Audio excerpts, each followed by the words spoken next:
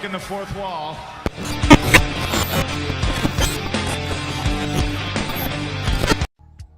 Acknowledge me, damn it! It's Johnny Dirtsheet, aka John Escudero, aka the founder of Dirtsheet Radio, and I'm here with the boys. Malik, Mac, say what's up. What up? What's going on? Yo, what the fuck was that Smackdown ending? That was all epic out of nowhere. I didn't expect that. We can get right into it. Jacob Fatu makes his debut in the WWE. Long awaited, highly anticipated. Is Solo Sikoa fucked? Before I ask you your opinions, I guess I'll recap the segment really fast. It was supposed to be a main event match between Cody Rhodes and Solo Sikoa. Solo tells Paul Heyman Roman's never coming back. The match starts between Solo and Cody, but it don't really get going. I mean, it's like 3 or 4 minutes before the rest of the Bloodline gets involved. And Solo is about to get his ass beat because the ring got cleared, and out comes Big Cousin Solo Sikoa, not Caesar Sikoa. Jacob Fatu, not Caesar Sikoa. That was kind of scary earlier. They trademarked Caesar Sikoa, and I was like, oh, hell no. But, yeah, man, the new Bloodline is here. Solo crushed Cody, took him out immediately. Actually, smoked Kevin Owens, smoked Randy Orton, and Cody Rhodes. But in particular, the Cody thing is interesting because that was so much more interesting than Cody versus Solo. So what do you guys think? What did y'all think about this segment? What did y'all think about Jacob Fatu in WWE, the future for him? Malik, I'll let you go first. I did not expect to see Jacob tonight at all. That kind of came out of left field. See, I should have knew something was up when we got that bar from Solo saying that Roman wasn't coming back. And then the match felt like a little flat to me. So I just thought, okay, this is just kind of going to be like one of those episodes of SmackDown where, you know, it wasn't the greatest other than stuff that we'll talk about later. But seeing Jacob pop out, I thought Jacob personally was going to show up with Roman when Roman came back. So for Solo Sikoa to say, hey, Roman's not coming back, and then Jacob pop up, I guess now we see what the direction of Jacob is going to be. He's going to be rolling with Solo in his new Bloodline. Thought it was pretty dope. I agree. Excuse me, I put food in my mouth. I thought you would talk. I thought I'd get you before you finish. Matt, what'd you think, brother? You know, when they announced that Cody and Solo were going to be fighting, it just in a main event of a random SmackDown after they had that whole thing with him celebrating with Cody and, you know, and taunting him and clapping at Clash at the Castle, I was like, oh man, this is really anticlimactic, you know? Like, you're not going to do this at Money in the Bank. You're not going to do this at, you know, SummerSlam. I was like, oh man. And then I thought in the back of my head, all right, it's time for Hikuleo to make an appearance, because I really thought that, you know, Jacob was going to align with Roman. And when I saw Jacob, I was like, oh, okay, he's been on screen for 30 seconds and he's already infinitely cooler than Solo. That he actually also looks slimmer. I'm sure he's been in that WWE really PC getting ripped. Yeah, he looks really good. But I just thought it was I've been watching WWE for 34 years, and I just saw I just knew when they announced Cody versus Solo, I was like, nah, this isn't gonna have a clean ending. It's not even gonna go 5 minutes. There's gonna be interference. I'm like, nah, something's going down. Well, there was only 10 minutes left, so I knew there was something. I knew it was got to be something. And then the DQ happened with a lot of time left in the show too, so I was like, oh shit. Yeah, 9:53. Yeah. So I looked at the time when it happened. I was like, wait. So, yeah. I thought it was a good debut for him. It really showed whoever doesn't know who he is, all these WWE fans that have never seen him, that this is exactly what you're getting. That's exactly who he is. He's just absolute wild. He brings the same energy that they want you to believe Solo Sikoa has. But it's going to be interesting to see them together moving forward. I really want to know if they even figured out anything, or if they're just going to let it be and hope for the best. Just like, you know what? We'll push whoever gets the most over. So good luck. Fight for that stick. When he hit that spear through Randy on the barricade and the thing didn't break, I could just imagine Randy going, "Ah, fuck." Yeah, Solo's fired on his first day.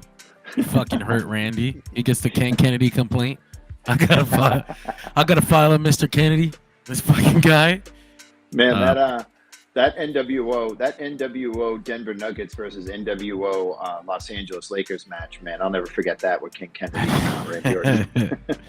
Yeah, but moving forward, I'm definitely interested to see how we're playing this out, because right now, based on what they showed us, I want to see Solo versus I want to see Jacob versus Cody much more than I want to see Solo versus Cody. And the fact that they didn't give Solo and Cody a clean finish here tells me that that's still in the plans. Like, that's still a pay-per-view main event down the line. And it's going to be rough to sell me on that shit when you got this absolute beast standing across the ring here, and I'm supposed to want to see him in the corner, doing spikes and the interference finish? Man, get the fuck out of here. Like, get Solo out the way. Quick question. Did anybody else notice Tonga Loa and Tonga not trust Jacob? Did anybody else catch that, or was it just me? Oh, I didn't see that. Did they think like he's even? Because I guess the idea is like they're supposed to be like wild beasts, like criminals and shit, and they be fighting over, like they're beating people up in the ring, but they're also fighting each other to get a piece of the meat. Yeah. So I guess the idea is like Jacob is even scarier than them. Yeah. You know, like they're like, oh shit, like, oh, Jacob's here. Oh no. Yeah. I think that too. I kind of, because if the story is that Solo is bringing in these wild dudes and he don't got no control over them, then it makes sense that Jacob will overshadow him a little bit. Like, because he's like, I can't keep him on the leash. He keeps doing things I didn't ask him to do. You know, like, why do you take out Cody for? That's my feud. like, you know. You know what's funny? You know what's funny, John, is a couple of weeks ago, if you caught what Heyman said, Heyman said, you know, I think it was a week before Clash at the Castle, or the Friday before Clash at the Castle. He said, you know, there's a reason why Roman didn't bring these guys in right away. You know, we wanted to bring these guys in, but we were waiting. We were waiting for the most opportune time, and you just went and, you know, defied all orders, and now, you know, everything's running wild, you know? He said they do background checks, but I'm like, doesn't Jay and Jimmy have DUIs? What background checks are you doing? Like, what the fuck? Yeah. But yeah, no, great segment, great debut. It was my favorite it was my favorite part of the episode because I wasn't digging all of it, but I guess we can flip over to the beginning if you guys have nothing else to say about Jacob Fatu right now. He just looks really good. That's all. He did. Clock's ticking, Solo. He's fucked, if you ask me. But I hope. Hey John, did you get the idea that they might change Solo's first name to Caesar, since, you know, like Roman, Caesar, God. You know? Please fucking kill me with the heavy-handed dumb shit. Yeah. I mean, I get it, right? I absolutely get it. Caesar, Roman Empire. Yeah. Stupid as fuck. It's too on the nose. When you hit it on the nose like that, it's like, this is pro wrestling. We're dumb as fuck. Get a little subtlety, man. That's all I'm asking for. Maybe he's got a father. Maybe they're gonna introduce a Solo with a mustache or something. This is Caesar Sokoa. This is my dad. He's a good guy. The Shad Khan of Solo Sokoa. He's got none of the energy as the rest of the family. He's just like a genuinely nice guy. I'm just out here, man. It's like when Homer Simpson put on the mustache. He's like, "Hello." That's how I imagined Solo with a mustache. Yeah. But the show opened up with CM Punk being welcomed with open arms by Chicago, the All-State Arena, the place where he won the WWE Championship and then left the WWE, quote unquote, for a couple weeks. 2 weeks. He's out there and he's talking about Drew McIntyre's career, how he wanted to bury it because Drew said all these things about him, but he didn't think it would be so easy. And he was talking really reckless and crazy, and I was like, it would be awesome if Drew McIntyre just came out here and smoked his ass. I didn't know I was going to be satisfied later on, but Paul Heyman interrupts, and I was like, oh, that's a cool moment, 4-3-4 and all that. I just realized they hadn't been on TV together since, you know, he got here. So I was like, all right, that's fucking cool. Heyman tells Punk they were listening to the radio and the guy said Chicago belonged to CM Punk, and Solo was like, No, it doesn't. I just imagine a car ride now. It's just like, fuck is that? I don't know. Like, I don't pick the radio. We're gonna have to kill him now. What the fuck? What's wrong with you? Heyman driving and just solo the rest of the ride like this. He's pissed. I hate that. It's disgusting. Just put music on. Why not listen to the radio? Yeah, why are you listening to the talk radio in Chicago? What the fuck do they have to talk about? I don't know. Anyway, what the Blackhawks are doing? Who gives a shit? CM Punk. Heyman tells Punk that they're going to jump him. But before that, he says, I'll do you a favor if you do me a favor. So he gives him the information. They're gonna whip your ass. You got to get out of here. And then Punk is like, what's the favor in return? And he's like, take me with you. Why wouldn't Punk take him though? That's my thing. Like, he asked you in English, brother. What? Yeah. You a piece of shit. He's supposed to be his friend. He just like, nah, not my problem. It's supposed to be one of his best friends. He was at the Hall of Fame talking about his kids and shit.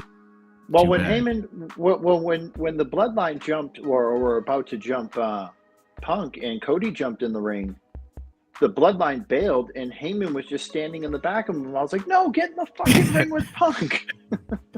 Yep. So that was all Heyman's fault. Yeah. That was all Heyman's fault. He could have stayed in the ring with Punk and Cody. The damn Stockholm Syndrome. Malik, did you feel the emotion in that hug? Like, Heyman's so tired. He's so stressed out. He's been stressed out for weeks though. Like eventually, I don't know how much Paul Heyman could take. And Paul Heyman is a star in all of this, by the way. Oh yeah, so he really is. He's clearly really the star in all of this. Carrying this whole story. Yep. But now it's like you're starting to see the deterioration of his mentality, because there's no way in hell a sane, smart Paul Heyman would even say that in the ring, knowing the consequences that could come behind that when he gets back to the back. Yep. So that shows me how stressed out Paul Heyman is with this whole Bloodline situation right now. So I thought that was a dope touch. And the thing is that Paul Heyman got the news that Roman isn't coming back, and a new Bloodline member that is out of control in the span of like 11 minutes. I'm starting to think they killed Roman. Jacob killed Roman. Why else? Why would he leave Paul Heyman like that? Like, I'm saying, like, nobody sees this man on television every week, scared for his life. I'm like, nobody that cares. You can't. Brock Lesnar's out there just hunting. Fucking, he's got no friends. Who else was Paul Heyman associated with that just doesn't give a fuck about him right now? Stone Cold doesn't care. Right back. All of ECW. Nobody gives a fuck about Paul Heyman. Claudio. Oh, you know what? He's probably had it coming, honestly. He owes a lot of money. He's told a lot of lies. But you know what the funny thing is that Paul Heyman had this phone for all of these, like for 2 years, he had the phone that went call Roman Reigns. And I know it got stomped on in the ring, but you just forget somebody's number? Like, I don't fucking know anybody's number, dude. I don't know a phone. I haven't learned a phone number in 20 years. So you're telling me that Roman Reigns and Paul Heyman hung out every day for 4 years, and then he takes like a 3-month sabbatical and just doesn't call him one time? That's what I'm saying. That's why I'm saying he's dead. I mean, apparently nobody's heard from Roman. I mean, the only person who's heard from Roman is Solo. Apparently, Roman's just somewhere sulking, I guess. I don't know what's up with Roman. I wish he hadn't posted that tweet of himself working out the next day, because I would definitely think he was dead. But yeah, Cody comes out with 2 baseball bats, clears the ring, and challenges Solo Sikoa to a match later tonight. I was like, that's not happening. Same thing I said. Oh, this what do y'all think of this opening segment here? I think he did. Yeah, I think he did. Solo. Yeah. He better not get a check. He better not get a title shot. That shit don't work that way. Yeah. You know what the funny thing is that like all of the Tongans are losing. Tama Tonga lost in the Money in the Bank qualifier. He's just been getting randomly RKO'd on TV and pop-up powerbombed and stunned. Solo's getting disqualified. Like, this didn't happen when Roman was the head of the table. The Usos were always winning. They were tag champions for 2 years. You know, Solo was losing, but he was the fall guy, which didn't make it any better when they tried to make him head of the table, because somebody brought up, I think it was WrestlingWorld.co brought up that he was 0-57 when he took over the head of the table. And it's like, bro, you can't be 0-57 when you take over the head of the table. Yeah. I thought about Tama Tonga losing tonight, but I mean, he didn't have instructions to win. His only instructions was to make sure that Randy Orton didn't get to Money in the Bank, and Yeah. So, I think it goes back to the story. I think it goes back to the story of them being like nut jobs. Like, I don't even think it registers to them win or loss. They're just going out there and fighting. They're not good. They're not good for winning. That's why they weren't in the damn bloodline in the first place. Yeah. I get it. I kind of get what they're doing with this. I just wonder, how does it work for them, like for the bloodline? Like, I see it in the story. Like, that's the thing about wrestling that's kind of tricky. Like, I see the narrative they're going for here. But then I'm thinking of Solo, I'm thinking of Tonga, and I'm thinking of Tama, fucking Tama, and they call the other one Tama Tonga now, right? Or Tonga. Tonga Okay. Loa. The Gorillas of Destiny, damn it. Yeah, there you go. There you go. They both look like fucking losers, and they look like they're out of control, like they can't win any matches. So I kind of wonder how that comes around when this is over. Like, okay, once Roman beats them, and they suck because they're not going to win anything. What do you do next? Yeah. Unless we're wrong about Roman coming back and being a face, he just assumes being head of the table again. I mean, that would be nuts, bro. What you know what I'm saying? Thank you, Solo. You did everything I asked you to. Oh shit! Right. Maybe Solo really has been talking to Roman this whole time. Oh my god! It's like, what the fuck? You thought I was lying? What's wrong with y'all? Right. Like, bro, where's Jimmy? Is Jimmy not watching the TV? No, he also died. He went off the side of that stage and never came back. Has it been on TV? No, he came back. No. He was on SmackDown. He got They killed him the next day. That's right. They killed him. Yeah, they killed him the next SmackDown. Yeah. That's right. Tama Tonga. That was the most important thing he's done since he got here. So where is this? So where is this all leading to? Do you have enough time to build up a War Games match with? Yeah. With Roman. Let's say Roman, Sammy, and the Usos versus the Bloodline. Like, do you have enough time to do this? Because Survivor Series is what, 2.5 months away, 3 months away? No, it's fucking 4 months away. We're in June. And on top of that, they got me. They tried to get me. But they've been telling this story since April. Like, we're already 2 months into it. 4 months left. It'll be a 6 month long story. I think it's more than enough time. It's just gonna be funny watching Solo with his team of Tongans and Jacob Fatu trying to take on the full on main event bloodline, the dominant bloodline that never lost for like 3 years. I honestly, the only way to do that is to have them beat Roman. Like, that's the only way to help them out here.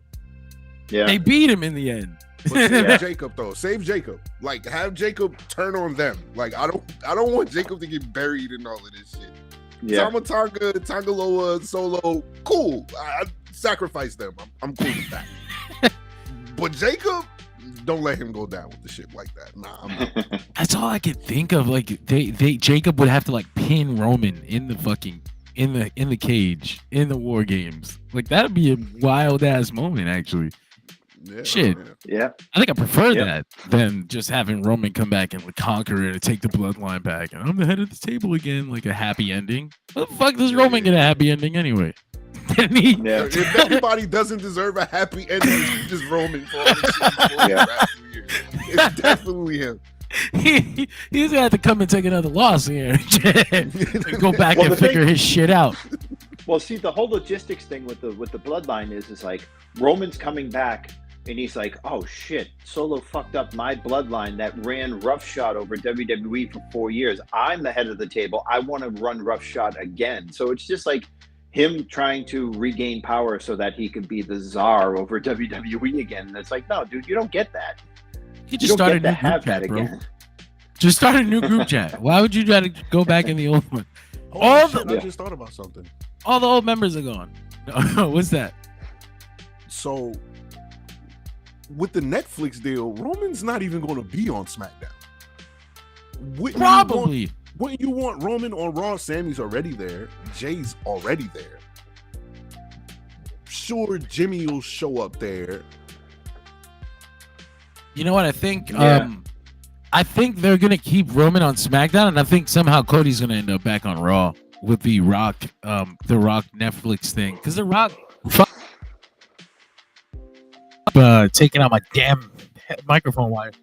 The Rock made it a point to tell the Netflix people he would be on Raw, right, when it's on Netflix. And if that starts in January, that's the road to next year's WrestleMania. That would be the Cody match. I don't know how the fuck Cody's gonna end up back there, but I mean, it's this fucking brand split doesn't even matter. He can literally just show up and we would just be like, okay, he's on Raw. I mean, Punk's a Raw guy, and he ended up on SmackDown tonight, and so did Drew. So the draft means nothing. There's a whole lot of security there, and it doesn't matter. You can just show up if you work here. You should not be allowed in the building if you don't got a red sticker on your tag for Raw. Sir, that's a blue dot. You're gonna have to back the fuck up. Well, that security guy was told to watch out for Bo Dallas, not Drew McIntyre. So it's not their fault. That's true. Yeah. You're fine. You don't look like a puppet. You can enter. The fuck? Yeah. Why was there a Wyatt 6 locker room tonight? They had a locker room. They had a locker room. That. Cody was walking in the back. Damn, I didn't have the fucking screenshot. It was right before this moment. He's it's like right behind him too. He's walking down this hallway, and there's a security guard in front of a door, and it's got the fucking Wyatt 6 logo on it. And I was like, why does the Wyatt 6 have a locker room? But why would they have a locker room on a show they're not on? Like, why? And why do you need security if you invited them here? You invited them here. They're murderers. It's like they wouldn't even get to the locker room. They'd be like, "Oh no, sir, you're under you, and you are under arrest for murder." Should be under arrest, absolutely. Well, I mean, this good news. Apparently, Chad Gable has tweeted, so I'm guessing he's not dead. He did tweet that he's back to life, and Adam Pearce announced that he is able to compete again and back in the Money in the Bank. So is Ilya not in, or is it a fatal flaw right now? Oh, it was just, I saw a graphic online. It was right back to a triple threat. They didn't even mention Ilya. Get the fuck out of here. Yeah. Nah. The Chad Gable thing is dumb. I can't. We're going to talk about the next match right now. This Money in the Bank qualifying match between Chelsea. You know, Chelsea won. Big surprise. She didn't have entrance music, so the jobber won. It's like, oh shit. I didn't care beyond like that moment of surprise, honestly. But yeah, they're obviously leading to Bianca versus Jade at some point. Good for her. I'm happy for her. Bianca versus Jade is the move. Yeah. Bianca clearly shitted all over Jade today. I'm glad y'all caught that because I did. Yeah. I'm not even trying to. She wasn't even trying to hear anything about the tag titles. Yeah. We'll do that later. You'll worry about these Money in the Bank matches. Yeah. He said, I don't got one of those, Bianca, so can we try to focus on something for us? Right. When did you even sign up for that? Like, we've been together all this time. Yeah. It's like, honey, I know you're scared to have a singles match, but I can't do the tag shit right now. Girl, do those go more than 12 minutes? Because I'm not trying to get in that. But shout out to Chelsea Green though, winning the match, man. They need I'm pretty sure she's gonna, unless she actually wins the shit, which would be crazy. But that would actually be wild. I guess she's going to be the comedic relief in the match, the one that gets put through a ladder or a table for being annoying or something. I guess that's what's going to be her role in it. I mean, she did do a dive through the ropes today, which shocked the hell out of me. And so maybe she gets a spot. I don't know. John, She's gotta did be she? careful with that wrist. Yeah, John, was she the one that fell off the top of the ladder at Slammiversary with Deonna Purrazzo like 3 or 4 years ago? And went through all those tables. Through the tables. Wasn't outside. it wasn't Jordan Grace? No, I think it might. No, because I think Deonna and Chelsea were partners and they were climbing the ladder outside. Oh, to you're do right. Something. You're right. And You're right. Yeah. Yeah. They So she can almost definitely died. do it. Yeah, she can definitely do. Yeah, because it was so close to the barricade, but she could definitely do a spot like that. 100%. Oh, there's also that viral match that she has against Pentagon Jr. Oh, when in she Lucha was- in Lucha Underground. What was she? Reluxa? I forgot her name, but she was taking a bunch of wild ass bumps, and Yeah. I mean she's capable of it. But it is a WWE show. I don't imagine they're gonna have her go through a plane of glass or anything. Oh no! But I'm saying I could see her maybe getting pushed off the ladder outside through a ladder or through a table or something. Especially with CM Punk there, the glass thing is a no-no. Oh yeah. Guys, can we not? He's just taking the glass. He's just leaving with it. What the fuck? Someone needs to tell Chelsea Green if CM Punk confronts her backstage, don't go to put your hair up in a ponytail. What does he do when AJ's trying to please him? Just punch her in the face. I'm sorry, I have a trigger. I wanted to talk about this Chad Gable thing because, like I said, Adam Pearce announced that Chad Gable is alive. He's ready to wrestle again. He's in the Money in the Bank match. What the fuck was that about? You think they shifted this creative midweek because everybody noticed how fucked up Chad Gable's story started getting? I think it got a lot of attention, and they want to capitalize on this. So they were just like, no, get that fucking Russian out of here. Get Gable back in. That sucks. They can't they're gonna have to put Ilya in another way because I was actually really excited for him in the match, period. Just because honestly, I want him to fucking win. Ilya Dragunov with the Money in the Bank while Gunther is the world champion is it's like a dream. He just walks up to him and tells him he's gonna cash in Berlin 1-on-1, RVD style. Give me the match, pussy. Yeah. But yeah, the dreams won't be coming true, I guess. They got fucking Chad Gable back in. And then he's not gonna win, which would be cool. Do some bold shit. Have some damn balls. Who's he in the match with? Is he in with Reed and who else? Oh, Braun Strowman. Oh. Sorry. What were you gonna say, Malik? Can you hear me now? Yeah. I'm having the same mic issues you are. Like, I mean, shit. If Otis can win the damn Money in the Bank briefcase, absolutely, absolutely. Yeah. I was saying on Raw too. Like, I love the petty reasoning. Like, he was like, he's very toxic, and then he's mad Otis is leaving, and he's gonna use that as motivation to win the Money in the Bank. Like, you made him leave. You can't use that as motivation. But I want him to do it anyway because it's so toxic. I love that shit. I just don't want to see Braun Strowman in another Money in the Bank ladder match. I wouldn't be mad if it was Bronson Reed. I mean, I love Jonah. He's fucking fantastic. So I wouldn't mind seeing that, but I think it's going to be Chad now with all of the attention that he's got this week. I honestly think he's getting in. It was just weird, right? Because, the story started with him losing the Gunther match. He's crying. His daughter's crying, but he still couldn't get it done. And then he loses the opportunity to get revenge. Yep. And then Sammy takes the belt. And then he fails to get the belt from Sammy over and over and over again. Yep. And then now he's like abusive. And then you think, okay, well, at least they'll do the Otis payoff. And it's like, but no, now he's fighting fucking magic puppets. I'm like, hold the fuck on. Like, back the fuck up. Hold on. Relax. We were doing something and it was working. And we were doing something that was working before that. But like, what you keep on jumping from fucking leap pad to leap pad with Jack Gable, and we can't get a single payoff for this guy. So is he changed now? Do you think he's gonna come out changed person? Oh, fuck me! I don't want anything. Like, if it was up to me, dude, we were dead this white. They would walk up to him and shake his hand. You know what? I apologize. We actually went after the wrong person. We just moved the fuck on and let him go back to what he was doing with Otis. Because why did we involve him in this supernatural shit right now? Mac, that was actually a really good question because I was wondering that too. Because usually everybody that came in contact with the Fiend is like a character change afterwards or something like that. And he had like a moment in SmackDown. Like it wasn't just showing what happened. It was you saw Chad with a hole in his head apparently. And there's like flashes of all the shit that he went through with Alpha Academy. Yep. So who knows? Maybe we could get a more sadistic Chad. First of all, Chad, we need Perk Chad. We need that because you've been teasing it on Twitter. Yeah.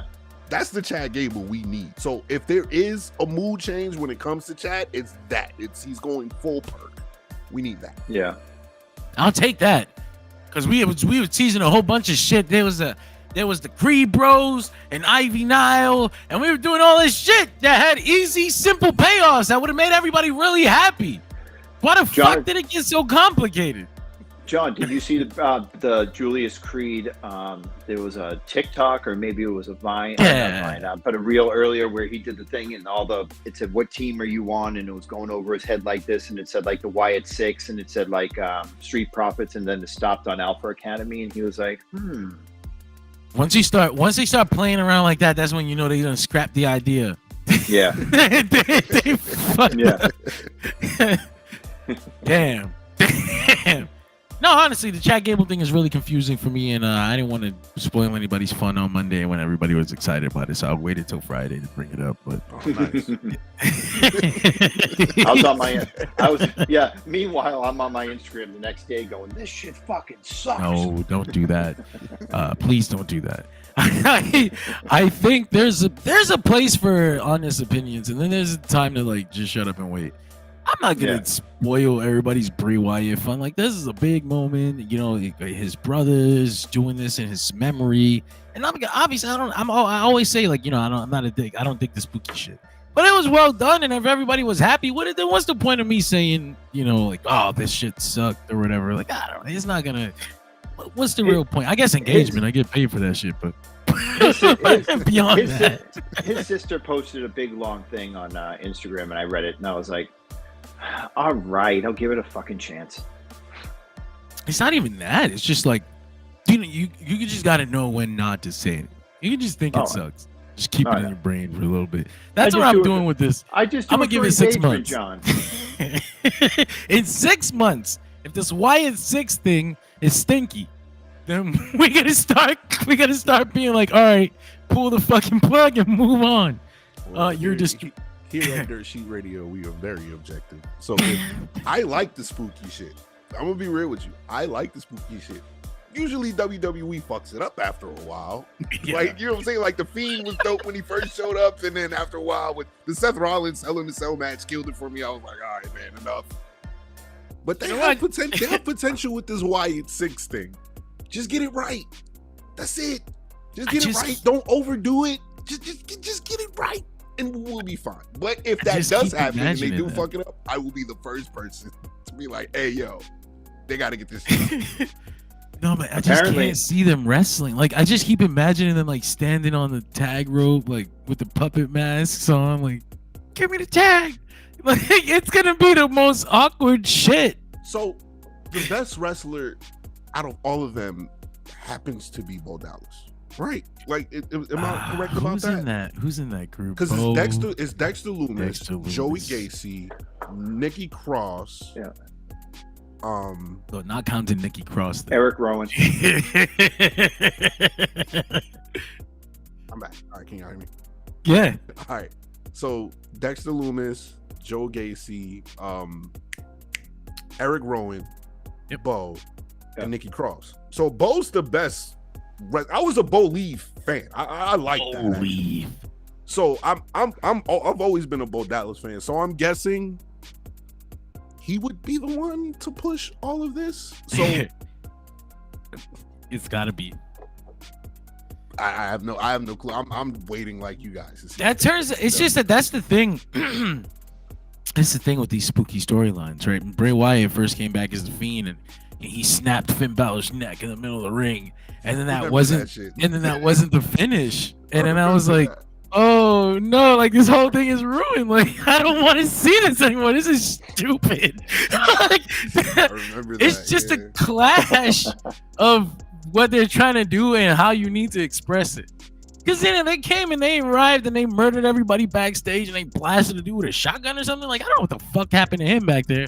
But now when they get in the ring and they're not doing the same damage, it's like, you know, when you unlock the boss as a playable character, like, why is he not doing the same shit? Yeah, I feel you on that. Yeah. That's what I'm hoping. But I can't even. What the fuck was security going to do? Did you see Raw? What the fuck was security going to do? I'm pretty sure they had guns. Like they had to have guns. They had the strap. Scary standing there. Yeah, man. Moving on from the Chelsea thing, and I guess from this, I mean, the Wyatt Six. Like I said, I just can't think of a way to get around the wrestling part. Like, unless they just never wrestle, unless they just don't wrestle. These are not wrestlers. These are terrorists. Just show up and beat the shit out of everybody once in a while. How do we end this? Call the fucking police. Shit. Yeah, pay-per-view ends with them in cuffs. Finally, it's been solved. And we're all safe. Scooby-Doo and Shaggy unmasking every one of them. Alexa Bliss thought this was Dexter Loomis. What the fuck? It was a good episode of SmackDown. LA Knight came out at, oh fuck, I skipped over a whole ass match. We had another Money in the Bank qualifier, a triple threat match. We had Carmelo Hayes defeating Randy Orton, Tama Tonga. Another situation where the dude who got the jobber entrance wins the match. That was the theme tonight. That was the joke. This was fine. Tama and Orton are distracted with their own issues. Carmelo Hayes ends up stealing a win in the end. I had a graphic for him somewhere. Can't fucking find it. There we go. Look at that motherfucker. He's happy as hell. He got a Money in the Bank opportunity. This is the exact kind of guy I want to see in Money in the Bank matches. Yes, what did y'all think of this and Carmelo Hayes entering Money in the Bank? Mac, I'll let you go first. I kind of felt like this was the way they were going. You know, I kind of feel like Carmelo has been hampered the first couple of weeks or the month that he's been on the main roster, because, you know, he messed up the promo with LA Knight, and LA Knight made him look like a dickhead by repeating it. And then they had him with the spotlight last week, and he kind of messed up his promo there. And, you know, he's just looked really uncomfortable on SmackDown lately, you know, since he's debuted. He had the screw up with Cody in the ring and everything, and I just kind of feel like he's been behind the 8 ball. I said to myself a couple like a week ago, I was like, this dude just needs to get a big win over somebody. They jobbed him out to LA Knight. He needs to get a huge win. And I mean, who better to get a win over than, you know, Randy Orton? I mean, because in the history books, they're not going to go, oh, the Bloodline distracted Randy. No, it's going to say Carmelo Hayes pinned Randy Orton. And it's going to be on his resume, and that looks really good. And I don't think Carmelo's going to win. I don't think he's at that point where he could hold the Money in the Bank briefcase. Maybe. I don't see it, but he's definitely going to get some shine in that match, and I hope that it rubs the stink off of like the past like month of him on the main roster, because I just have not been impressed. And I loved him in NXT. I thought he was great in NXT, but yeah, he hasn't been doing it on the main roster. So I hope when I watch this match in 2 weeks, I see something that, you know, it's a breakout performance, because he really needs it, in my opinion. Malik, what'd you think, brother? I think that was a great breakdown from Mac, actually. I really don't have too much to add. He's right about everything when it comes to Carmelo. When Carmelo first, I guess the second time he showed up on SmackDown officially, see, so he's had a hard road, because I've had to save that. This is the second time he showed up on SmackDown officially as a member of the SmackDown roster. But I digress. I knew Carmelo was going to win it. I mean, do you want to see Randy Orton in a Money in the Bank match after all the shit that we've seen Randy Orton do and cringe? However, I will shoot Randy Bale here. He did do a suplex off of the top rope today, It looked like it shattered his back. So Can we ask him to not? Can we ask him to just not do that? Like every superplex Randy Orton does is 2 RKOs got wiped off the fucking bump card that we're never gonna see. Like, can we just not?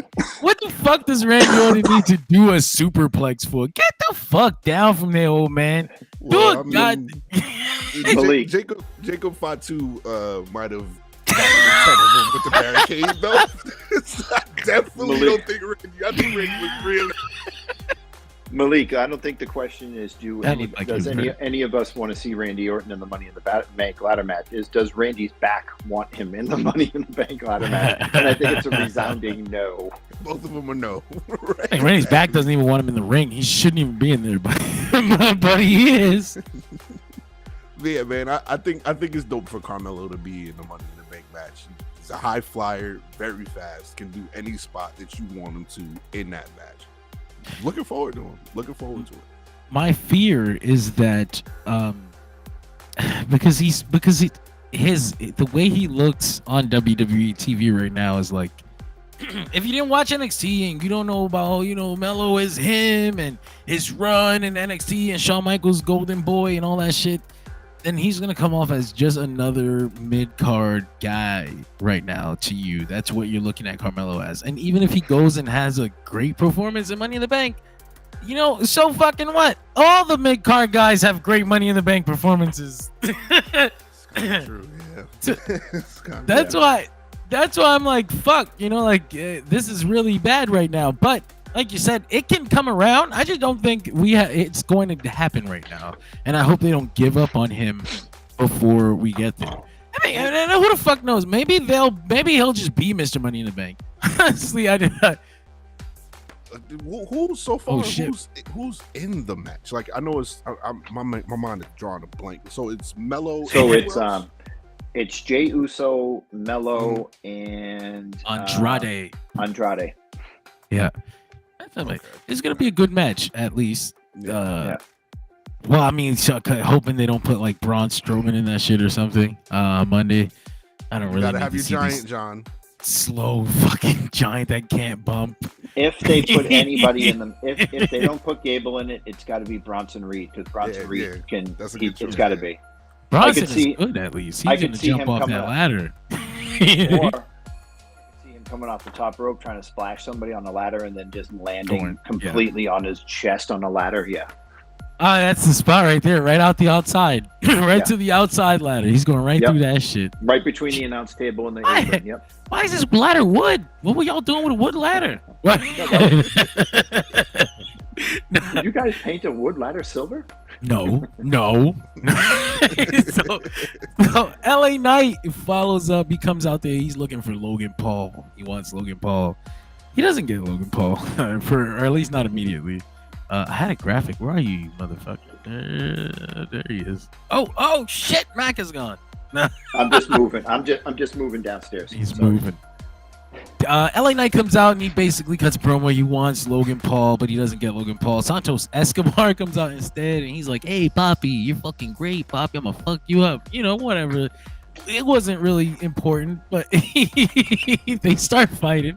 LA Knight takes him out. Logan Paul attacks him from behind. He shows us that it's 8:17. I'm not exactly sure what. I think he was trying to show us something and he didn't hit his power button. Yeah, that's probably what happened, because that makes no sense. I don't know the regulation with 8:17 either. I was like, is that a code? Is it me murder? I 8:17, boy. No, I don't know. When is SummerSlam? Is it August 17th? Maybe. Let me see. It could be, because it's a Saturday. It was also the time. It was also the time because they're an hour behind in Chicago. That's what he was showing us. He was like, "Yo, do y'all see this shit? You ever heard about some shit called time zones? It fucking changes. I'm in the past. Check this shit out, bros. It's 8:17." Understandable. That's very cool, Logan. Okay, so we're wrong. SummerSlam is August 3rd. So I Then he really just showed us nothing. Thanks, Logan. We need explanation on that. You know what's even worse than all that?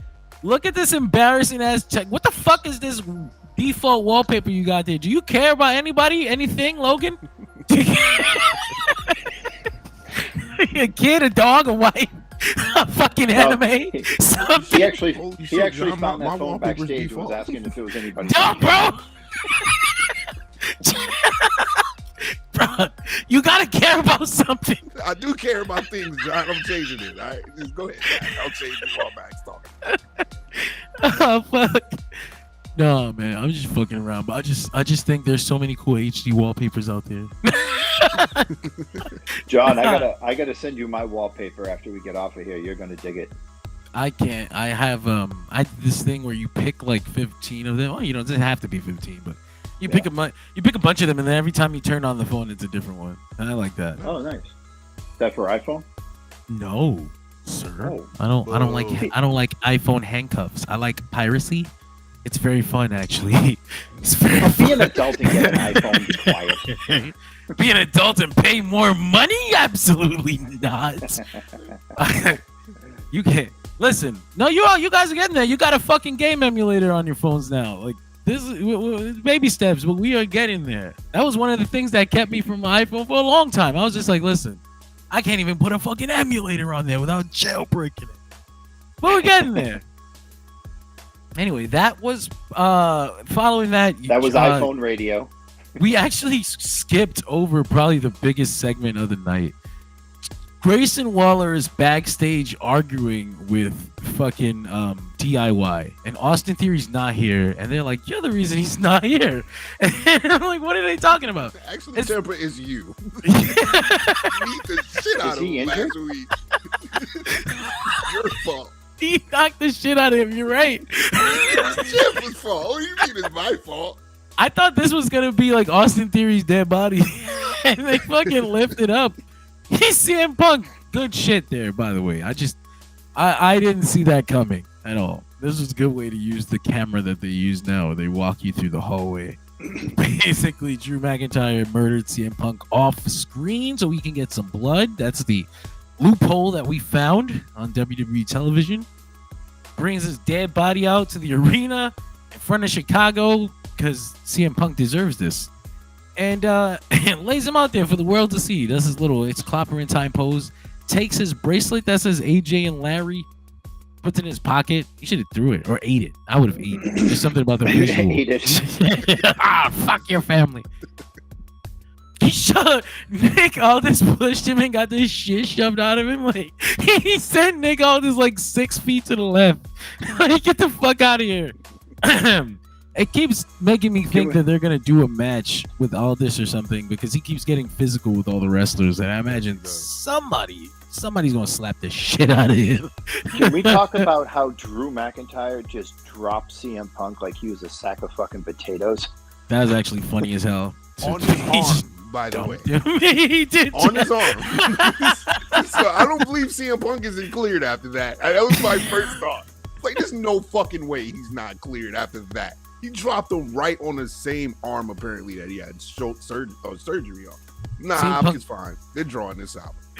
CM Punk is supposed to be all cool in Chicago. He don't got no gang member friends. He don't got nobody to protect him. I wouldn't say that judging by his promo, because Punk talked about catching a few. But then they caught his ass and brought his dead body out here, and nobody got in there. And Drew was tweeting all nice and normal later on. He done tweeted a Homelander reference. Well, I mean, if Punk wanted shooters in Chicago, he shouldn't have talked shit about Cole Cabana. That's true. That's what happened. He lost all the real ones. Oh man. But that was pretty much the last thing we had to talk about before the final Money in the Bank qualifier, which Andrade did win. Andrade defeated this was the best match of the night, and I'm forgetting who was in it. Andrade, Grayson Waller, and Kevin Owens. It was Kevin Owens, right? Yeah, it was Kevin Owens. It was a match of the night, the best wrestling match of the show. Sometimes it feels like the best wrestling match is like the only one, but I'm sure there was like another triple threat that wasn't as good as this one right here. That that Randy Orton Tonga Carmelo match served its plot purpose, but it wasn't exactly fun to watch. This triple threat, though, this was great. I had this video. I don't know if I can play it.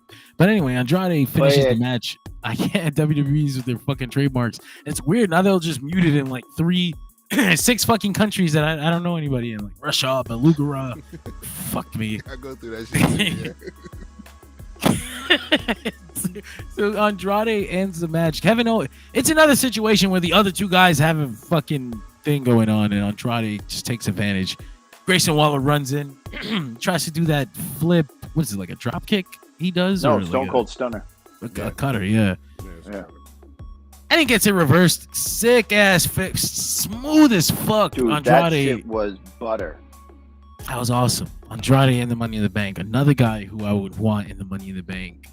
Above. And another guy who got the jobber entrance too. He did get the jobber entrance. That's your speed Andrade. champion, folks.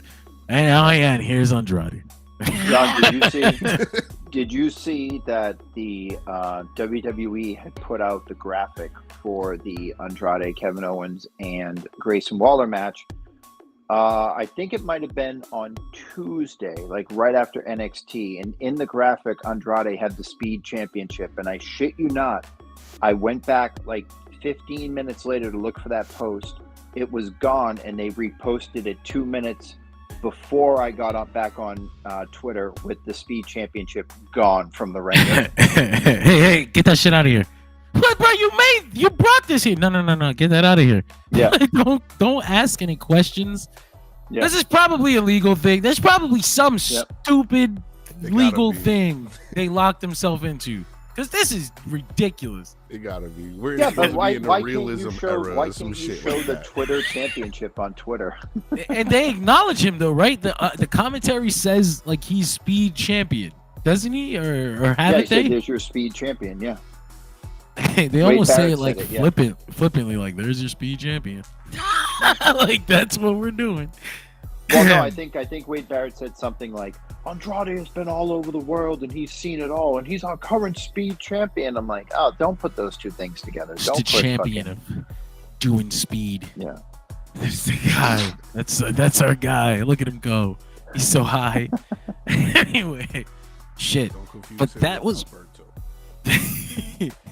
I always wanted Andrade to be the better Alberto, but I didn't know that Alberto was like such a low bar. Anybody can be a better Alberto Del Rio. Yeah. Sin Cara could have been a better Alberto Del Rio. But it took him a couple years, but he's at least back to mattering. He's Mystico is fucking cool as fuck again. Yep. But yeah, man, that was WWE Smackdown this week, which leads us to our classic, beloved, highly anticipated Jobber of the Night. Yeah. Who's a fucking loser tonight? Jobber of the Night, brought to you by Monk.com, promo code DSR10.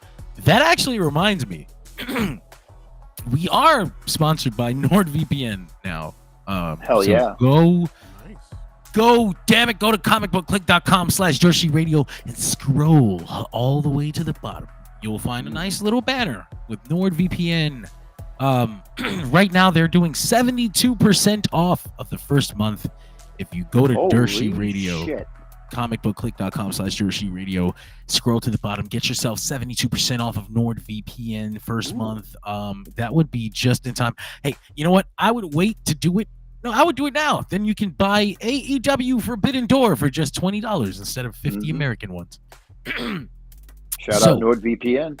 Shout out NordVPN. They got me right in time. I was almost gonna re-up my ExpressVPN subscription, and they were like, "Hey, we believe in you."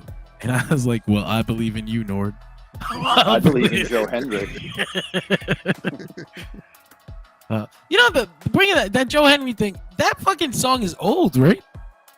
So yeah, it's about maybe like 3 or 4 years old, but he tweeted. I knew it. He put out a reel today and said that it was #1 in the UK and it was like number 11 in the United States and like number 4 in Scotland. And he was like, guys, he's like, I know it's a silly song. He goes, I know. He goes, I get it. And he goes, but let's get it to number one all across the board so that Billboard can have a complete meltdown that a silly wrestler is number one all over the charts. That's great. I don't see it, but that is great. That would be excellent. But yeah, I had thought he had made this song a long time ago. I was like, man, this sounds fucking like Ring of Honor. It was like a Ring of Honor thing. Yeah, it's not very old. Yeah, but it's like maybe 2021, maybe like 3 years old. Yeah, pandemic era. Yeah. But bringing us back. That's right. Our Gilbert of the night, jobber of the night, fellas. Who was your jobber of the night, Malik? You can go first, my friend. I'm past. I gotta actually think about this. So Mac, go ahead. Mac, who is your jobber of the night, Mac? Well, it took me a while to think about it, but I'm gonna say Tama Tonga because I'm just not feeling him, man. Like I know the whole, like they don't care if they win. They're just rabid dogs, you know, they're hyenas trying to just pull the meat off of the gazelle in the wild. I get that, but every single solitary match he's been in, he's lost. And regardless if he kicks ass or he's a wild card, losing matters in the eyes of fans. And if you're a loser, it doesn't matter what you do outside the ring because that's not going to be memorable. They're not going to remember that they hit Kevin Owens in the leg with a chair 2 months from now. They're just going to remember that he didn't qualify for the Money in the Bank ladder match. You know, like I like this new incarnation of the Bloodline. I won't exaggerate and say that I love them because I'm kind of over the whole Bloodline thing, but the trajectory that it's going interests me. If it wasn't going in any particular direction or leading to Roman coming back, I would just, but I just don't, I'm just not feeling Tama Tonga. He's the same guy that he was in New Japan Pro Wrestling, losing all the time. And he's just not for me. Sorry. I love New Japan. I love the Gorillas of Destiny, but Tama Tonga and WWE is not for me. I mean, I understand that Tama in New Japan wasn't for me, so it wasn't like coming to WWE is going to change it. Said I was so salty because he finally had a match that I cared about at Wrestle Kingdom this year with Shingo, and I was like, oh man, Tama Tonga's finally wrestling, and then he left to WWE. Like you fuck. Yeah. All right, it's all over now. Never mind. Yeah. And yeah, he does come over here and he plays his part. And I mean, this is what it is. It's a result of being a character in this company. So it's like, I'm not going to get too offended over it, especially since I don't have too much of an attachment to Tama Tonga. But like you said, I do question the logic of introducing these new characters and then having them gotta be losers. I think back to myself as a kid and reading like match results in magazines and online and shit, and sometimes, you know, out of context, that's a picture that you paint for yourself when you don't have access to anything else. Imagine reading the results a few years from now and just being like, man, these fucking Bloodline guys, they sucked. Should I go, Malik, or you want me? Are you ready now? I know. I remember who it is now. All right, it's Cody Rhodes. Where is he? Down. I'm starting to get aggravated with the Cody thing. Here's the reason why. That's exactly why he's jobber of the night. You showed up for CM Punk. Good job. Kevin Owens and Randy Orton said, hey, you going to the ring by yourself to face Solo tonight. I don't think that's a good idea. What does Cody say? Don't worry about it, guys. I know they have a plan. I have a plan too. When the end of the night came, did Cody have a plan? Fuck. Nope. His plan was to lay on the table and hope for the best. That's what it was. All right, I'm back. Did Cody have a plan? Fuck no. He had no plan. His plan was to get his ass whipped in the ring. He got excited and pulled the wire. I did the same.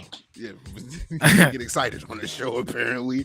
But yeah, that's why Cody Rhodes is my jobber of the night. Is because, bro, you have to get tired of your head getting beaten week after week and not have a plan and tell somebody you have a plan and we believe you. Like, WWE need to do something with this title reign at this point. It's not hitting for me at this point. I'm losing out of steam to argue with Danny on 3NT on Sunday every week.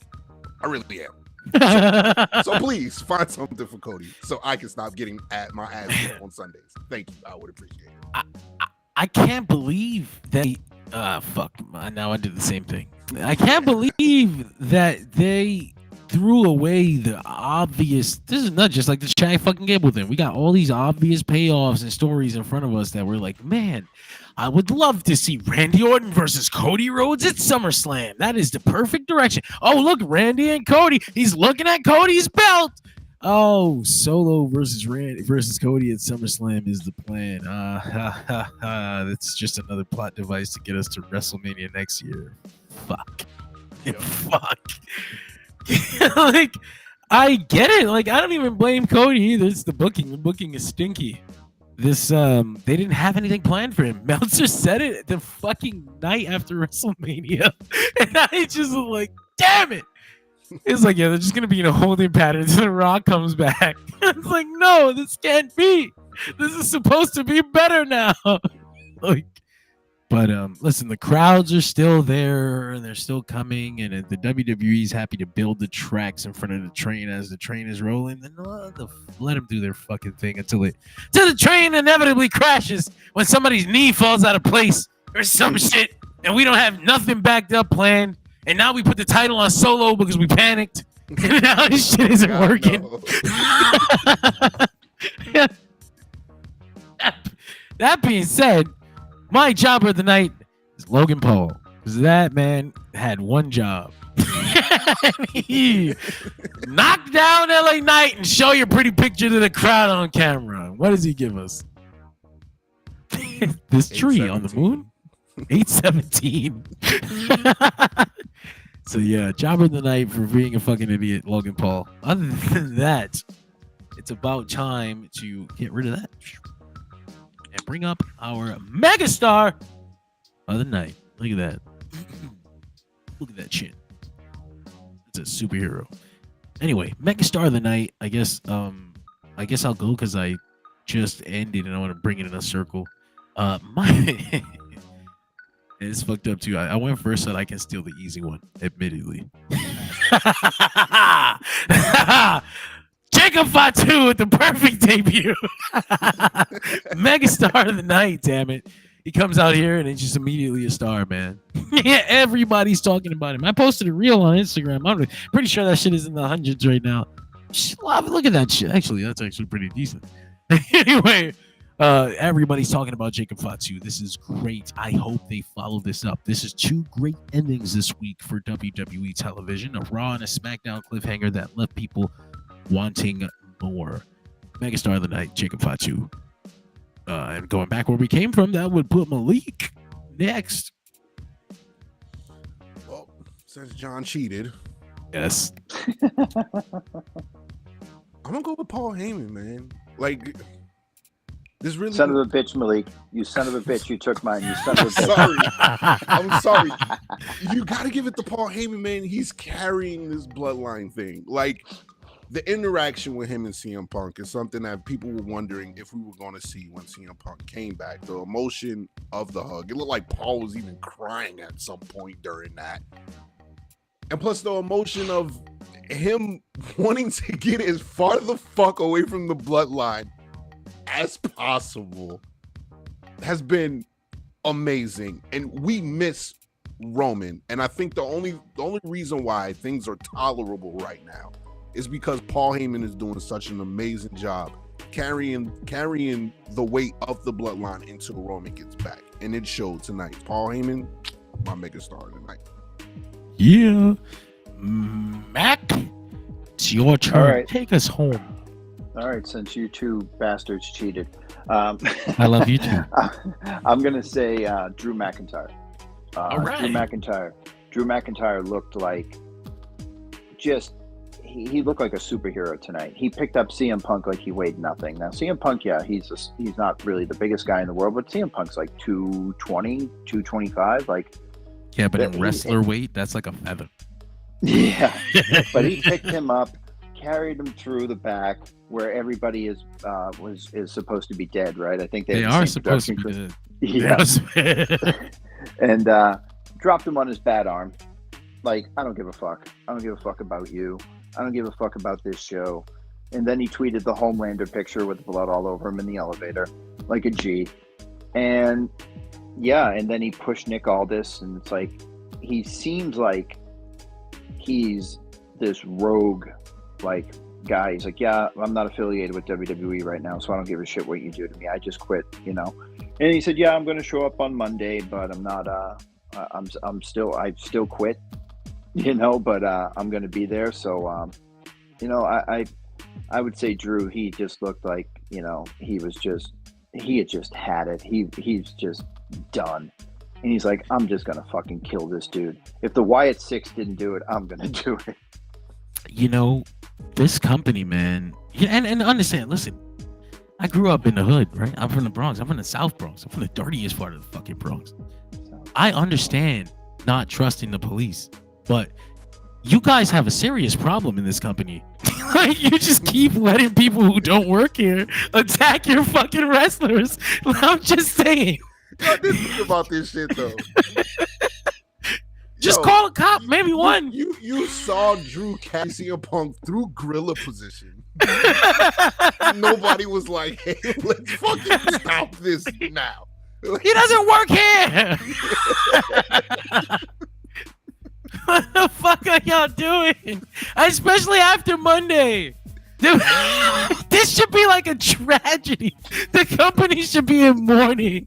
They got security and shit, and they just didn't do anything. Camera guy didn't try to stop him or nothing. Just why was security so fucking concerned with the announce table? The Wyatt family never came near the announcers on Monday. What was security gonna do down there? Anyway. You know what? You know, one more thing. I was kind of pissed off because, you know, I'm a big continuity guy. Wade Barrett pretty much said, well, I mean, he did say, not pretty much. He said that CM Punk should have been fired for what he did to Drew McIntyre at Clash at the Castle. And when CM Punk was walking around the ring, I really thought he was going to maybe like get in Wade Barrett's face or say something to him, but he just ignored him. I'm like, you know, if someone had said something publicly on TV about me and the company that I work for, saying that I should lose my livelihood, I'm saying something to that dude the next day, you know? That man robbed one of Wade Barrett's best friends. He's lucky Wade didn't get in the ring and beat on him himself. Bull hammer right to the face. Actually, Wade's probably not. He's like he's. Oh no, it's Corey Graves that's cleared, not Wade Barrett. Unfortunately, oh. Damn it, Wade! I always thought Wade would be world champion. Fucking hell! I think Wade could. I think he can still wrestle. Nah, he's better off. Just chill. Yeah. Get your money. They didn't know how to use him when he had all the potential in the world. They definitely wouldn't do shit with him now.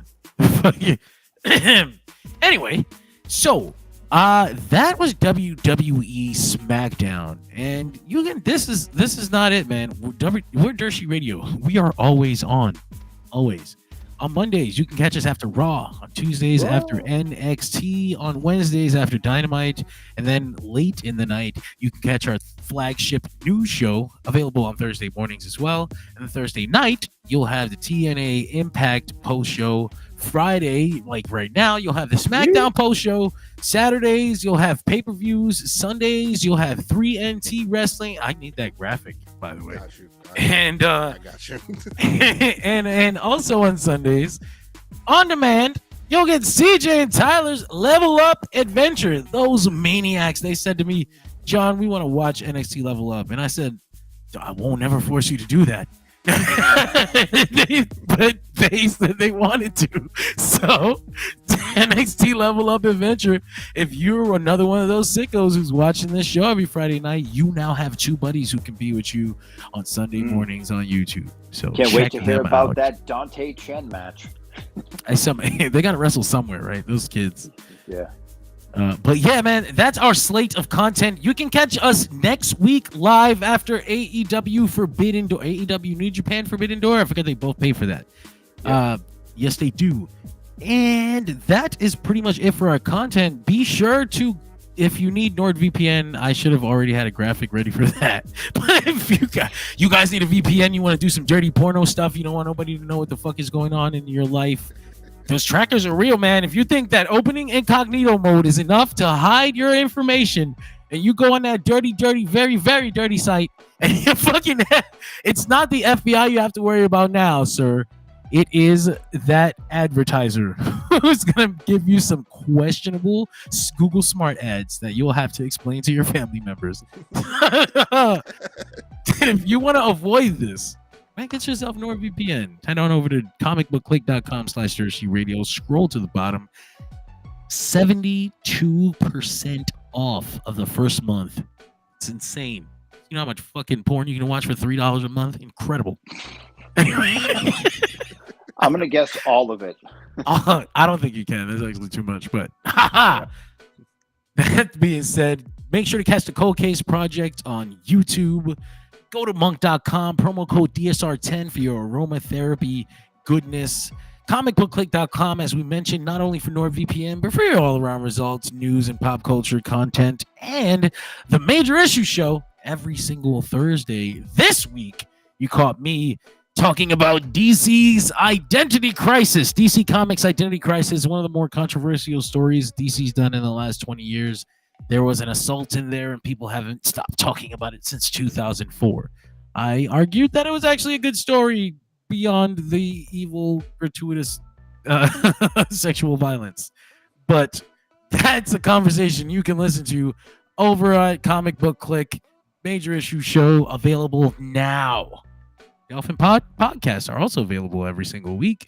They specialize in pop culture and cinema, so you'll get Marvel, Star Wars, fucking movies, all types of podcasts, and they even found a little spot for little old us. Dershi Radio, the flagship podcast, sits nestled in the Dolphin Pod Network, and I think that is all of our plugs. Gentlemen, did you have any you wanted to stick on the end there? Just follow me on Instagram, Curbside Hero. That's it. Got nothing else going on. It's work and Instagram for me. Instagram. That's a good place. You should go check out Dershi Radio over there as well. Yes, sir. Malik, Yes, sir. where can they find you? Matthew Malik Wilson, Facebook, Instagram. I don't even know what my Twitter handle is for. My Twitter is only for MLBbro.com. That you should check out if you are a baseball fan. Covering all black baseball players is lit. Love it. 3T podcast on Sunday. I gotta face Danny on Sunday. Good luck, because I'm pretty sure he's getting the balloons ready right now. He's got the confetti shooter. He's joining the team. He's got a jersey to hand you. But other than that, man, y'all ready? I was going to scream "Go Celtics," but I guess they already went.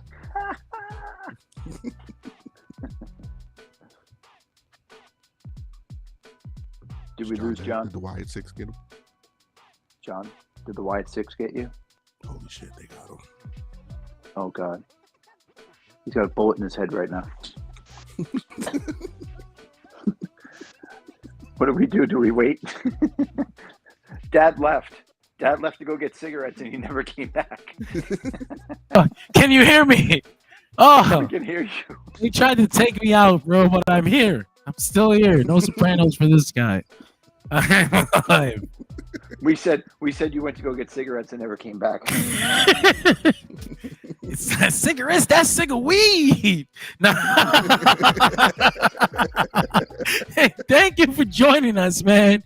Appreciate it, man. Almost 200 of y'all joined us tonight for SmackDown Post Show Rewind. Thank you for joining us. Join us again this Sunday for the 3NT Wrestling Podcast. See ya.